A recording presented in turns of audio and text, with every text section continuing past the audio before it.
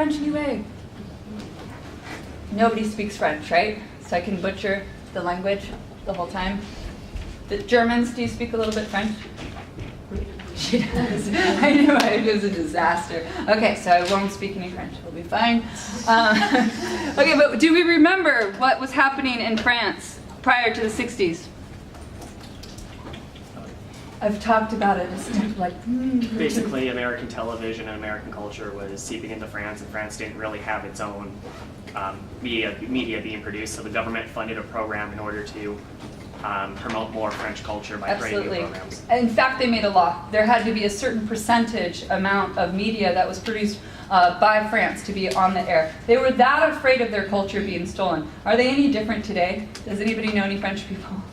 No, it's something they're a little bit particular about guarding their culture. You know, it's as if their culture is always under threat. Who's threatening the French people? Did you know the French? They're still in a revolutionary state, is what I would say. Is that they still think that there's some sort of revolution, but the revolution is coming at France to attack French culture.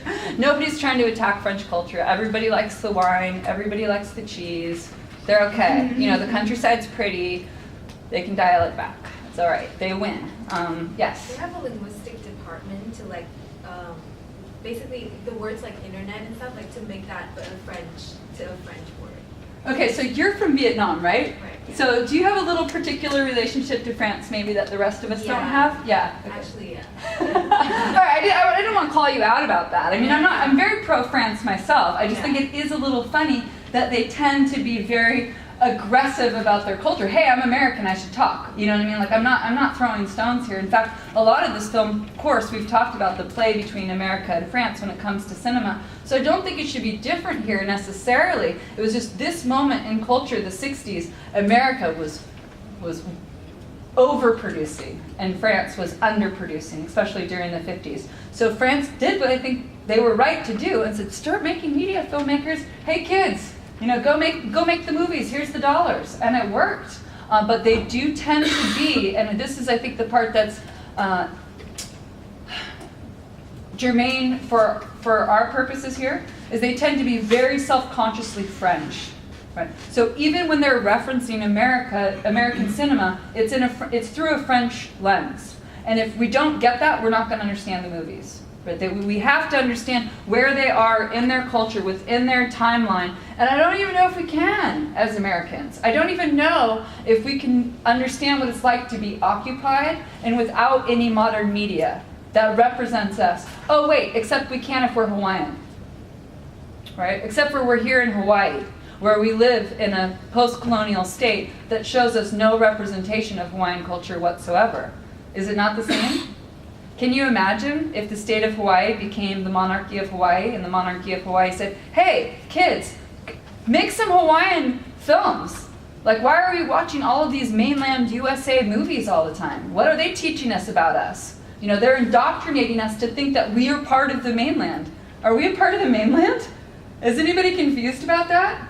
Like, we're as close to Japan as we are to the mainland, right? I mean, pretty much. We're the most geographically remote landmass in the world, in the middle of the Pacific Ocean, and ideologically, we've been convinced that we're a part of the mainland USA, and mainland USA thinks we're off the coast of California a little bit.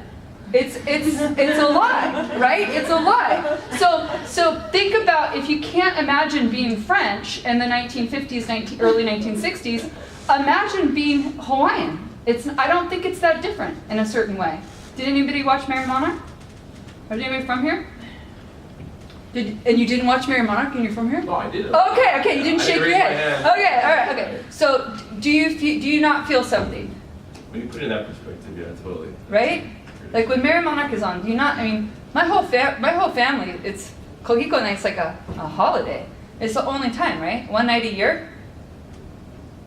How would it be different if we had a huge percentage of our media being produced by local Hawaiian filmmakers? And that's what was on our cable. That's what France did. That was the genius of what France did, and it worked. I mean, somehow they're still very aggressive about their culture. Are they not? Then it worked. Then the experiment worked. Then it works to fund the arts. Let's have that be our takeaway. You know, National Endowment for the Arts is not a bad idea if you want to go by the French model. The US model, I don't know that we have that department anymore. Has anybody checked lately? Do we still have the NEA? No, I don't know. We would have to Google it. I'm sure somebody's been fired at this point.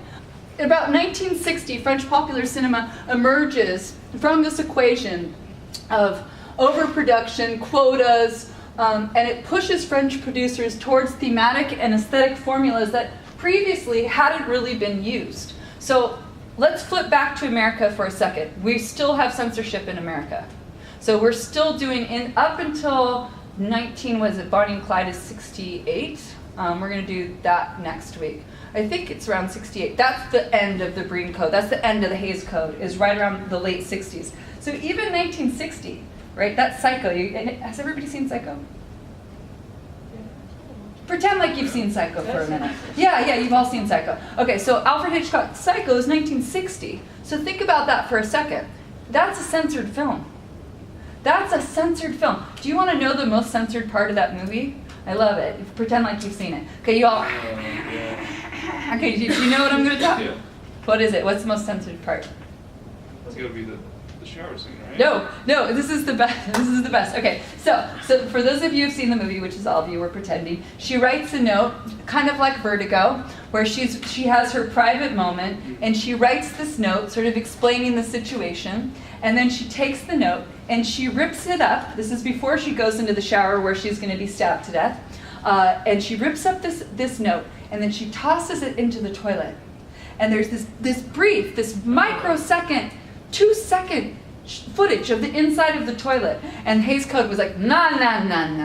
No inside of the toilet for you. Now stabbing her to death in the shower, that was fine. It was uncensored. It was left alone. But the shot of the inside of the toilet, now that was really dirty to them. What does it make you think of?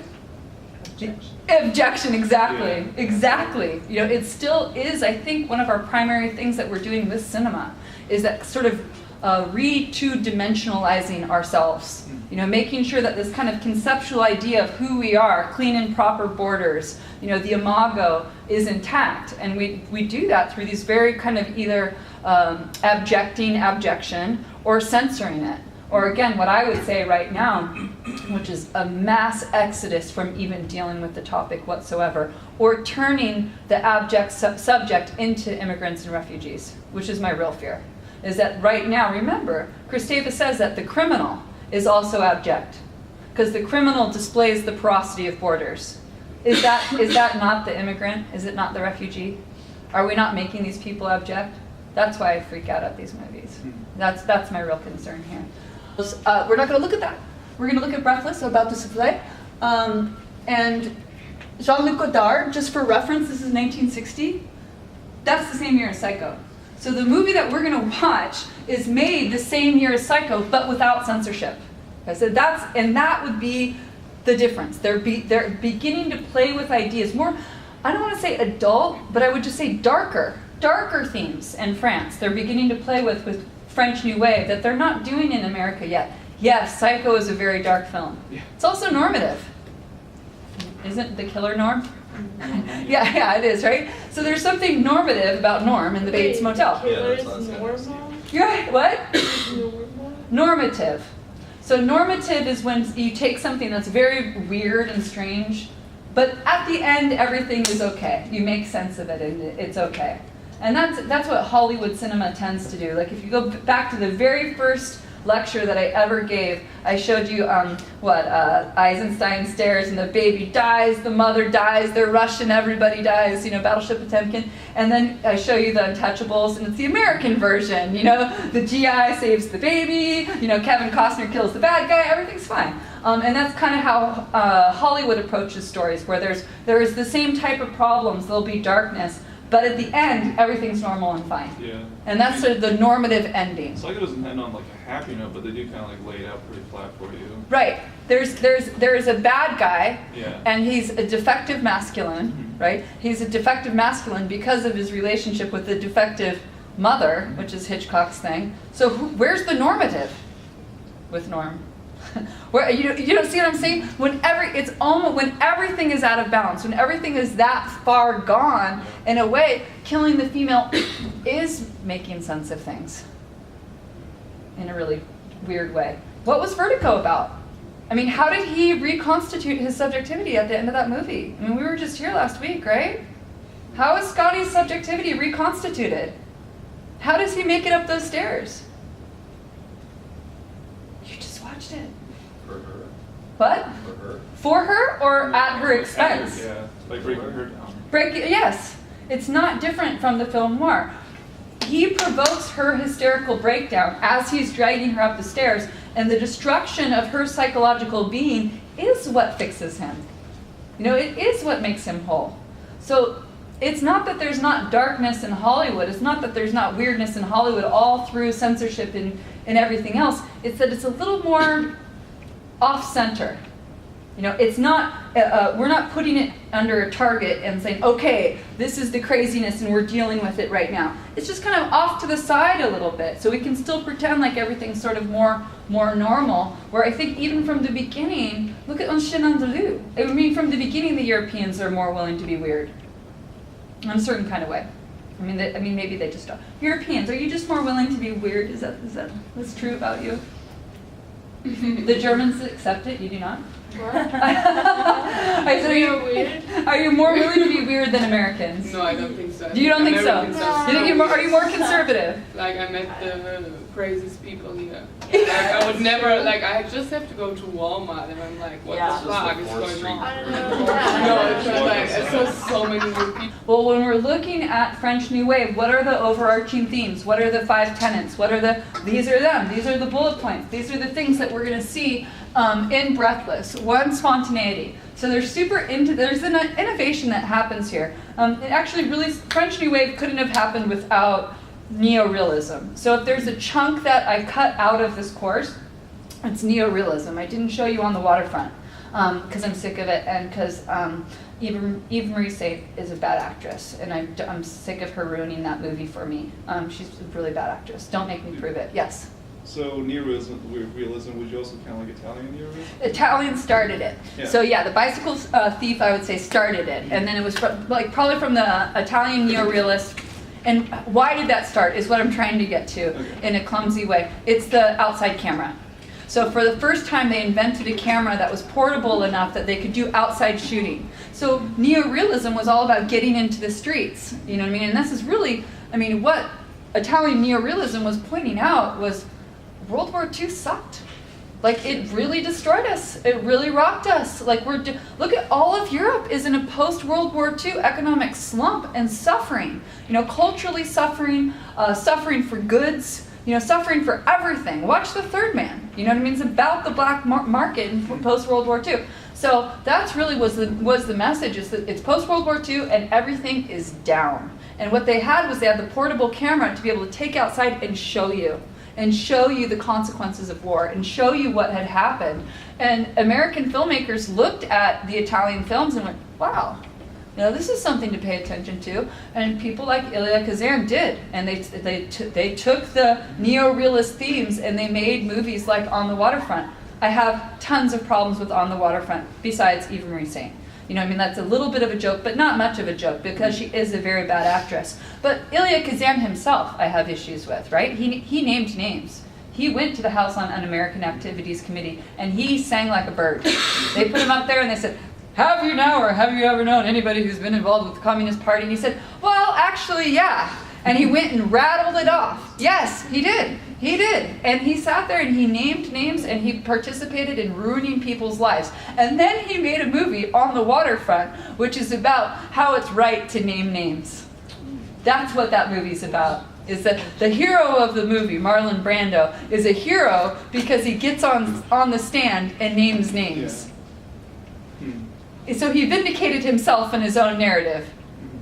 I'm sorry, I'm not convinced. Like, spontaneity, back to the bullet points, anyway. How they achieved this, anyway, Godard did, one of them, I think I do it 2 times, I think I put it up here, is he would take the camera and he would do things like put it in a wheelchair and then start like zooming around the wheelchair, right? Just to keep it moving, just to have this camera kind of moving around. You know, and again, the whole feel of the film is supposed to be sort of spontaneous, raw, and jagged. And one of my fears, or not fears, but one of the sad things for me about showing this movie to modern audiences is it doesn't translate. It's kind of like On the Waterfront. It's like they're actually movies, like Vertigo holds up better, right? These movies feel dated. They feel kind of overacted. I think Godard's film doesn't feel fresh. It doesn't feel spontaneous. The jokes aren't there. So all we can kind of do is look at it more from a period piece of what is it doing and how is it technologically doing it, and do we still care? Does it still matter to us? And that would be a very big question that I would ask you guys. Does realism or neo-realism still matter to us? Anyway, this is really where we're at with existentialism, with what is the grid work for the French New Wave. We also have the interaction between city and the protagonist. That's something that we saw on the Waterfront. That's a neo-realism thing. It's a French New Wave thing. It's again because of the portable camera. Because they could take the camera outside and they could show the city and they could show people. So there's a scene in Breathless. I don't know if I'm going to have time to show it, but it's a very long, deep focus shot where there's two people, and it's one of the boring conversation pieces. And there's two people and they're talking, but it's deep focus, and there's a window behind them, and every single thing in the city is in focus behind them. So are you watching them in their boring conversation, or are you watching Paris in the 1960s? And that's a lot of what the movie is kind of asking you. Take your pick. It's deep focus, right? It's not dictating to you how you should think or feel about anything, because again, it has this existentialist perspective, which is more, you decide. You're an individual. You make up your mind. You decide what you want to look at. You decide what's important. And they did this more than just with the deep focus, but also in the narrative treatment of really important elements. So for instance, the movie starts, I'm not ruining anything for you, with the main character killing a cop. It's very much killing an Arab.